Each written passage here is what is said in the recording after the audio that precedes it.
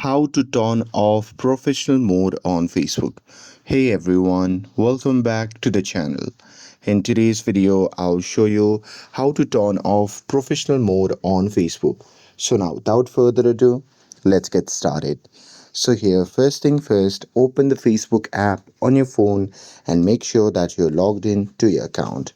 And now here, once you are inside the app, just tap on the profile icon shown in the top right side of the screen.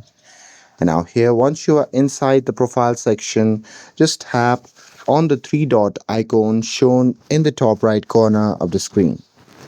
Now here, once you are inside the profile settings page, you simply have to scroll down and there you'll see the option labeled as Turn Professional Mode Off. Simply tap on it. And now here on the next section, just tap on continue, and after that on the next page you simply have to tap on turn off. And with that, your professional mode has been converted to the personal mode on Facebook. And that's it. With this, if you found this video helpful, then don't forget to like, share and subscribe to get updated for more videos.